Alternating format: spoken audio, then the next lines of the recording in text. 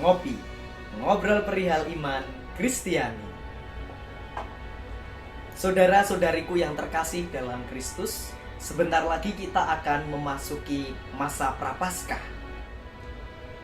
Masa di mana kita diajak oleh gereja untuk berefleksi atas diri kita, atas segala dosa dan kesalahan kita. Masa-masa ini menjadi masa-masa pertobatan, di mana kita diajak juga untuk berpuasa dan berpantang. Masa Prapaskah dimulai dengan perayaan Rabu Abu. Rabu Abu terdiri dari dua kata, Rabo dan Abu. Rabu dipilih karena kalau kita hitung itu pas 40 hari sampai pada hari raya Paskah. Tidak terhitung hari Minggu. Kalau kita menghitung hari Minggu maka akan ada 46 hari.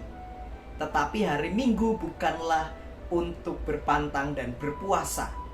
Kalau kita menghitung hari Rabu sampai pada masa atau hari raya Paskah itu akan ada 40 hari. Maka 40 hari ini menjadi saat-saat pertobatan, saat-saat pantang ataupun puasa. Angka 40 ini juga diambil dari kitab suci tentunya, yaitu kita meneladani Yesus Kristus yang pada waktu itu sebelum Yesus memulai karyanya, Yesus berpuasa selama 40 hari 40 malam. Yang kedua adalah abu. Abu dipilih sebagai tanda untuk pertobatan. Kalau kita merujuk kepada perjanjian lama, sebenarnya tradisi perjanjian lama juga sudah menyebut abu sebagai tanda orang itu bertobat.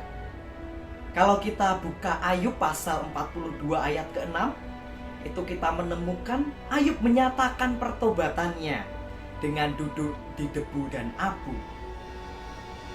Lalu kalau kita buka Yunus pasal 3 ayat 5-6, Yunus menyerukan agar orang berbalik pada Tuhan dan bertobat. Kota Niniwe memaklumkan puasa dan mengenakan kain kabung, dan raja menyelubungi dirinya dengan kain kabung lalu duduk di atas abu. Rupanya abu ini menjadi tanda orang itu bertobat. Nah, abu ini mengingatkan orang bahwa kita itu lemah, kita rapuh di hadapan Allah. Oleh karena itu pas menjadi tanda pertobatan kita.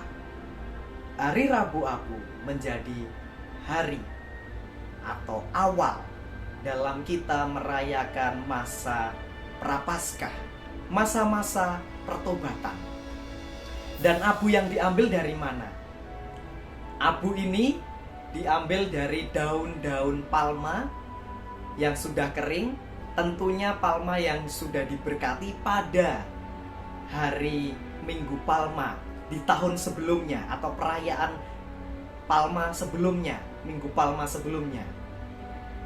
Kemudian akan dikumpulkan daun-daun palma kering ini, dibakar dan jadilah abu ini.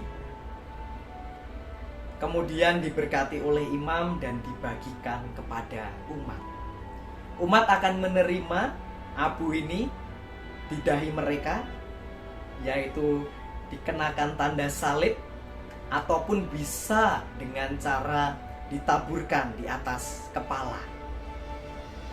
Kalau kita mau melihat tanda salib ini, sebenarnya kita juga bisa merujuk dalam perjanjian lama, yaitu dalam kitab Nabi Yehezkiel pasal 9 ayat 4.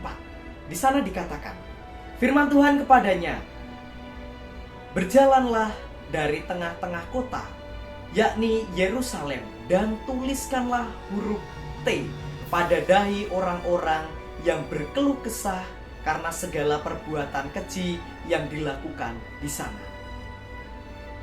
Huruf T ini merupakan abjad terakhir dalam huruf Ibrani, yaitu T, Tau.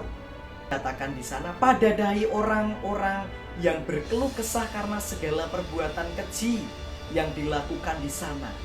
Jadi ini juga sebenarnya mengingatkan kita pada pertobatan, pada penebusan Kristus yang menebus segala dosa kita. Nah, imam ataupun petugas yang lain, entah itu prodiakon atau siapa yang bertugas untuk memberikan abu, itu akan mengatakan, bertobatlah dan percayalah kepada Injil. Atau bisa juga, ingat engkau ini berasal dari debu dan akan kembali menjadi debu.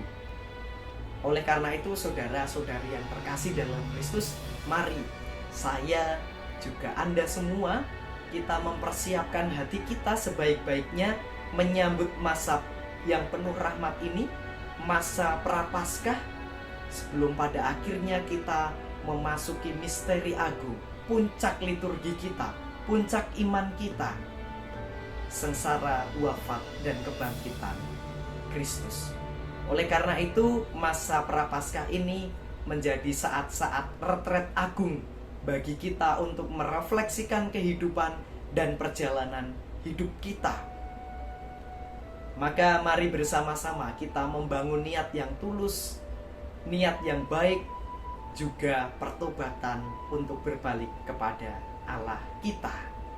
Karena tugas kita sebagai manusia itu jelas, memuji, menghormati, dan mengabdi Allah Tuhan kita dalam latihan rohani nomor 23.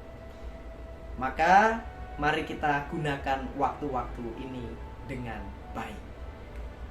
Salam dari saya, rekan sekerja Allah. Demikian, terima kasih, berkah dalam.